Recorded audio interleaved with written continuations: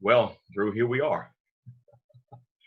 And who would have imagined, almost two and a half, this coming October, 3 years, um, out of all that we've experienced together and you've experienced, or keeping it personal between you and me, I never kind of thought about this day and this time coming. I knew it would happen, but I think for the most part, I trust you too. We were living in the moment and just living where we were.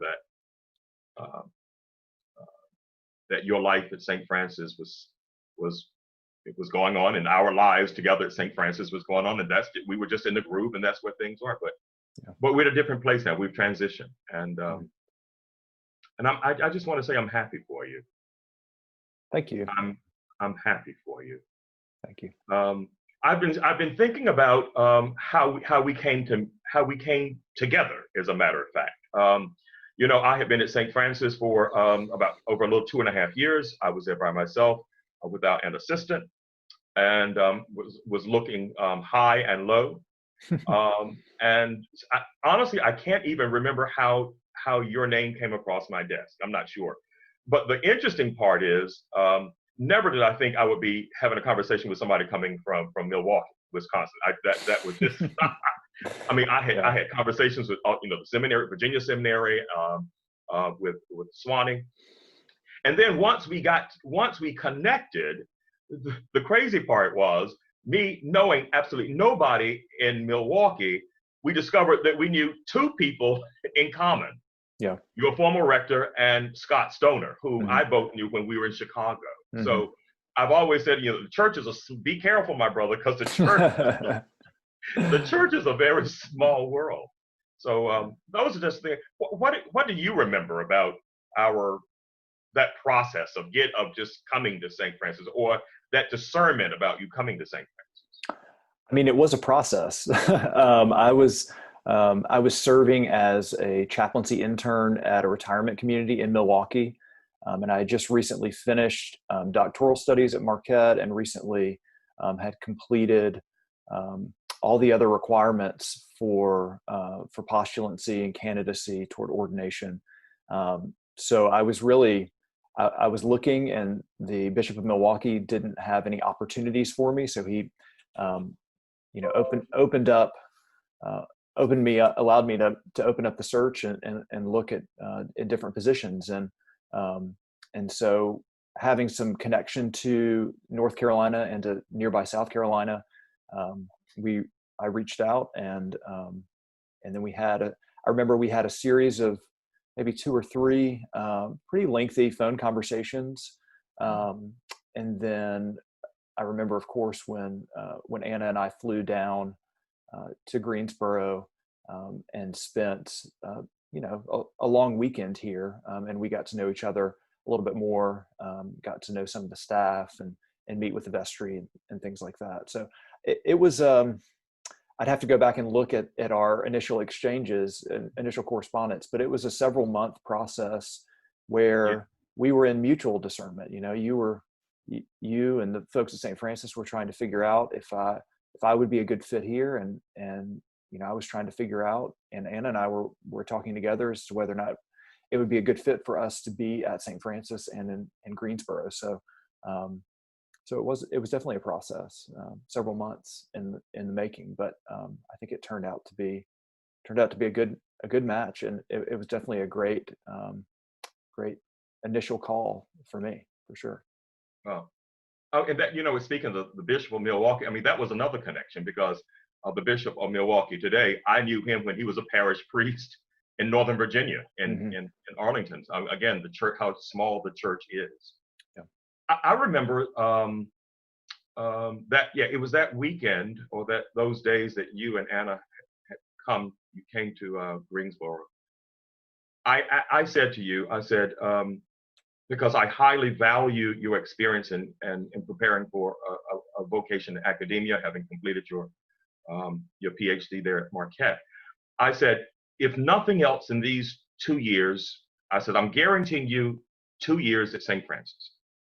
And if nothing else in these 2 years, at the end of the 2 years, I would want for you that you would have a clear discernment about your vocation, be it primarily in academia or primarily in parish ministry.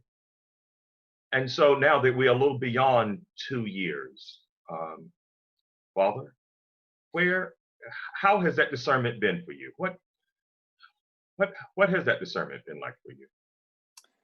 I think, well, I'll take a half step back and say that I had, up to the point that I came to St. Francis, the majority of my spiritually formative experiences were not in the parish, but were in the classroom setting. And I had developed incredible relationships with previous professors and mentors that had kind of encouraged me along the way, encouraged me to keep asking questions, to keep scrutinizing, to keep going back into the richness of the Christian tradition in academic ways. And so I had really powerful classroom experiences. And that sort of propelling me forward to seek after further academic educational opportunities, further training. But I also knew that I was deeply committed to the church and to the future of the church. And I didn't know exactly what capacity that would take in the future, but I thought, here's a wonderful opportunity to get to work along some experienced people, some wonderful folks, and let's see if it takes. And from the moment I stepped foot on the church property here, I was supported in my call, in my process of discernment, even as I was accepting this call, and trying to suss out exactly where God was calling me to serve in the church. And it's been a process. There haven't been any sort of there hasn't been one specific moment that I've said, okay, so now I'm a priest, or that's my primary calling. But there's been a number of different things along the way that have helped me to realize that and to live into that calling as a parish priest, to think about the different hats that I get to wear on a daily basis, to be invited into the most fragile and sacred moments in people's lives, to be a sacramental presence, both on Sunday mornings and wherever I might go. I mean, it's a great privilege, and I couldn't have anticipated how I would have truly loved and love still being a parish priest. And I can't.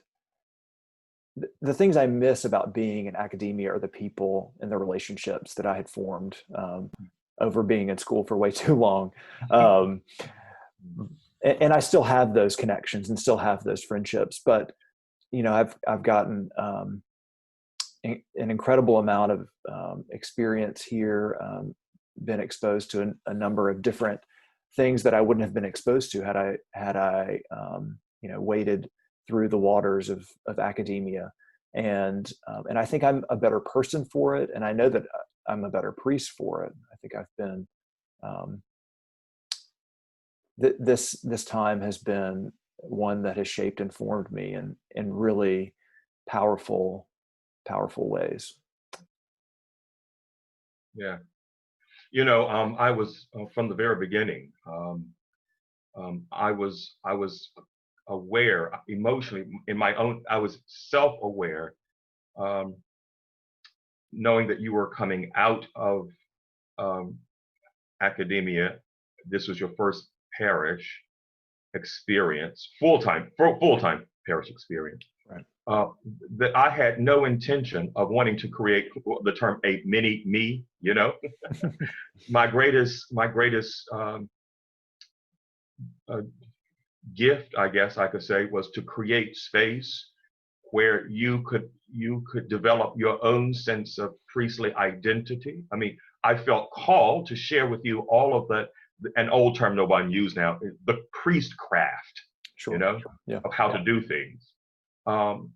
but to wants to share with you my years over 20, well over 20 years, closer to 23, 24 years of priesthood for me, Mhm. the priestcraft, and then watch you kind of take that and create your own, develop your own person, your own sense of self, your own sense of priesthood. To watch that development in you has been a joy. It has been a gift. It has been a gift to me.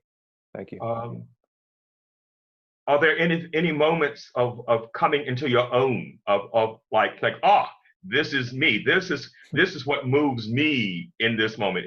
Any moments you can remember that kind of that like wow, this is it.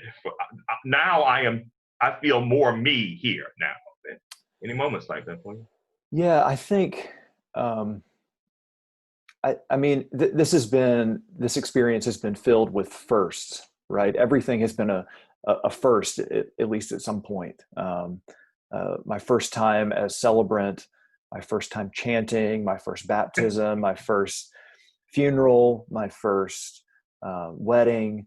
I mean, all of these, these are things that I had experienced and participated in, either as a lay person or as a deacon, but never as priest. And so, and so, not I guess trying those things on and leading those and facilitating those sacramental activities for the nourishment and the health of the church really helped me in understanding my role as priest, as parish priest.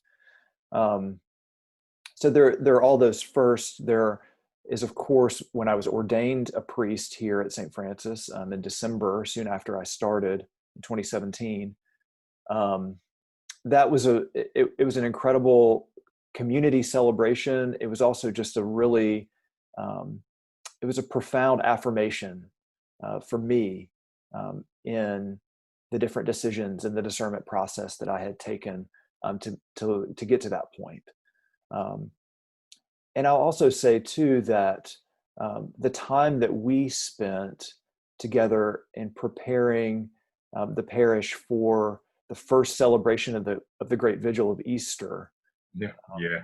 Okay. Um, taking the time during the evening Lenten program to break apart the liturgy, to delve deeply into this incredibly beautiful ancient liturgy, and to invite people into that in a deep and unique way, and then to get to celebrate that together as a community of faith was something that it was something that we planned from its infancy, and then kind of saw it through to adolescence and then to full adulthood.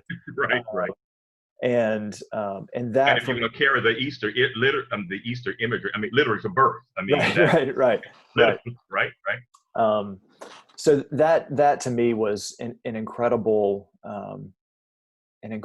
process by which I understood my role as priest afresh, in part because it forced me, I think it probably forced you too, to slow down and to look more deeply and more carefully at what we're doing and saying, and why we're doing and saying the things that we're doing and saying, and encouraging people to reflect deeply on that for their own spiritual health and the health of the church. Yeah. So those are a few. I mean, there are so many others. I mean, there are countless moments in our book studies and our time with in the different adult forum series that we put together and things like that, that really helped me on a personal level, and I think from what the feedback I've received from some folks at St. Francis helped them too. Yeah. Yeah. Without being trite, but challenges. I mean, what was some of the what was something? Do you remember a condition, a time, a situation, a period of time when you felt Oh my God, what is going on? What just happened? uh, um, it'd probably be easier to ask if there are times when I didn't feel that way. No, Oh, yeah, I can relate to that. I mean, yeah, almost every day you and I would get together. What in the world is happening now? right, Sometimes several times a day. right. I, I think when you are invited, when we are invited into people's lives in really personal and fragile times, that there's always the question, no matter how you've been trained, how well you've been trained pastorally, interpersonally, however kind or gregarious or a good listener you are, there are still challenges when you walk into a hospital room or when you enter someone's home, um, in for whatever reason that might be. And so there were plenty of times when I felt that, and just I prayed along the way that God would give me ears to listen, give me words to say, and to be entirely present, as best I could in those moments. So there were moments um, where it felt like a lot, where it felt like almost too much to bear, because of what was being shared with me, or because of the particular health circumstance or whatever it might have been. But so there were definitely some moments like that where I was like, what have I gotten myself into?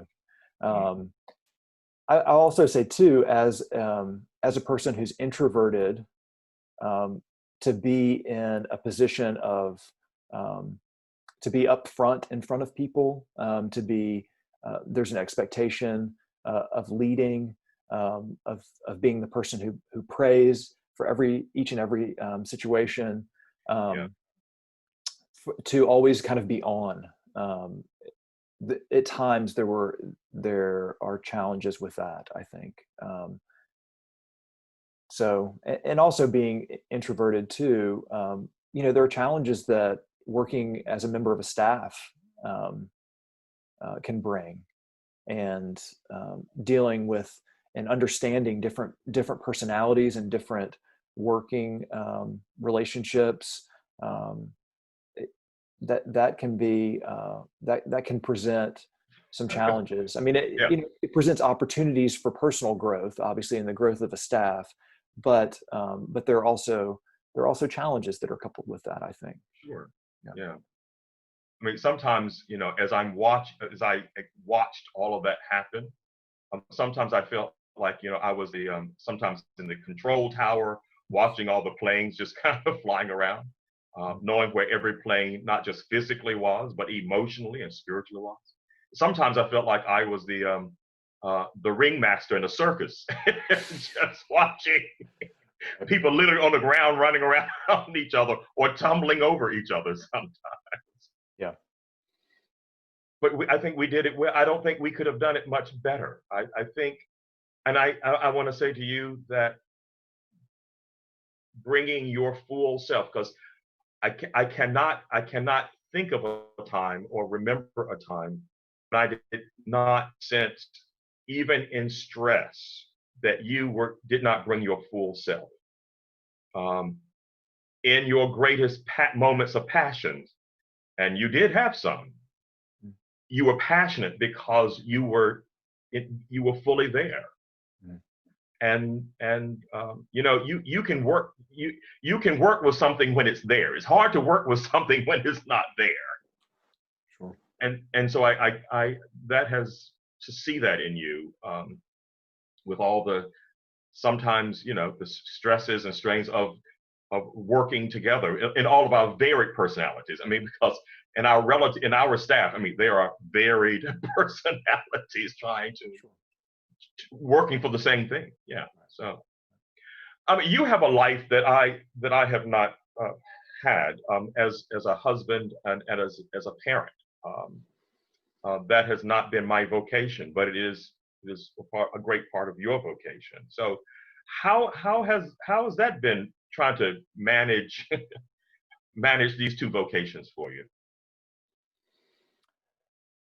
I mean, honestly, it's been a joy, um, and which is not to say it hasn't been challenging at times, but um, to see um, the ways in which the St. Francis community has not only supported me, but supported and cared for my wife and my children has been incredible. And to see the ways in which um, our children have grown since Mm. we have been here. I mean, to look back at pictures on their first day at the day school some 2.5 years ago, and to look at pictures now. I mean, they've grown remarkably in who they are as young children, and no small part of that has been support from the St. Francis community. So I will say that has been that's been incredible to be a witness to Mm.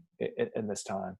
I will say that there are, as a person who lives in a household of more than one, there are unique challenges and responsibilities that come with being a spouse, being a parent, and sometimes those are sort of bundled up with demands of work or demands of being a priest.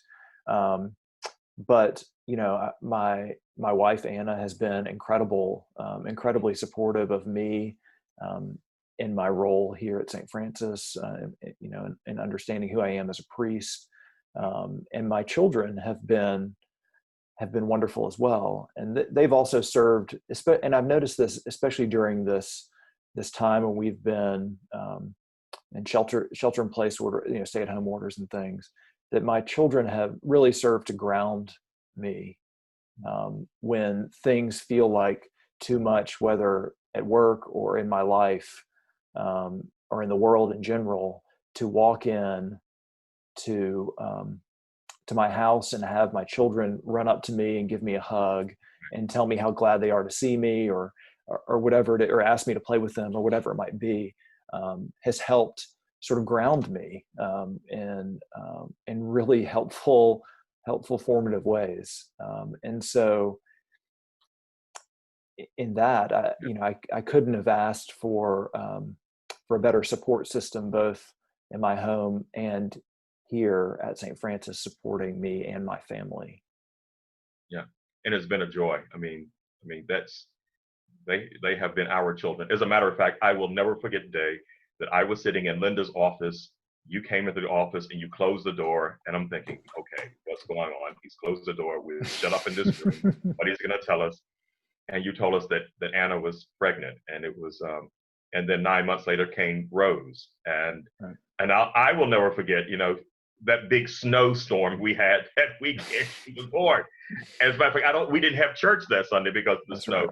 right. And I said to myself, as I was looking at the snow, I said, dang it, I bet you of all times this baby is going to be born when the city is shut down. We can't move Right. anywhere. We can't go anywhere because of the snow. And sure enough, that was the weekend that Rose was born. Yep, sure That's enough. no. Of course. When I see Rose, when she's 21 years old, when whatever her family may look like for her, I will be the one who tells her, I remember the day that you were born in Greensboro in the middle of a In the snowstorm. middle of a snowstorm. Yeah. Yeah. Yeah. So, I guess that kind of ties into some of the joys, and it's shared joys because of our relationship, yours with you, with me, and me with you. I guess your joys, in essence, were a part of my joys. And I wanted to share those joyful moments of my life in ministry with you too. Because when joy is shared, um, it makes for a stronger bond of care for each other. Yeah. Any other reflections that just kind of fly over your brain right now as you kind of think about these?